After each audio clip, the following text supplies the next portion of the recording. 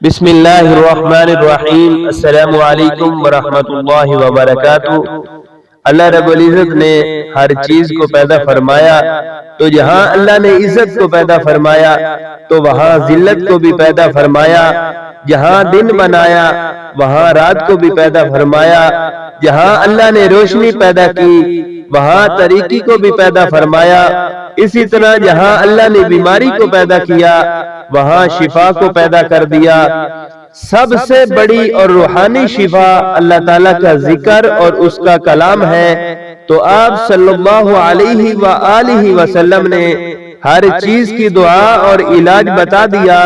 مصیبتوں پریشانیوں سے بچنے کے لیے صبح شام کی دعائیں بتائیں، تو اللہ کا قرآن بہت بڑی شفا ہے۔ تو آئیں چلتے ہیں اپنے مقصد کی طرف۔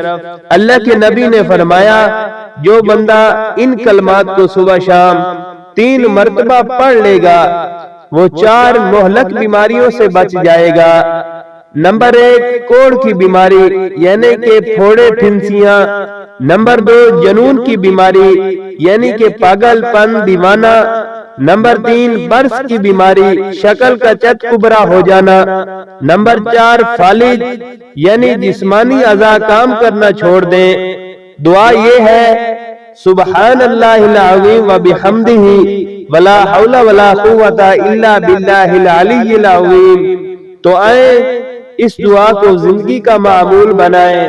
اس دعا کی برکت سے اللہ ان بیماریوں سے حفاظت فرمائے گا انشاءاللہ۔ اگر آپ کو ہماری آج کی ویڈیو اچھی لگی تو ہمارے چینل کو ضرور سبسکرائب کریں۔ جزاکم اللہ خیرا۔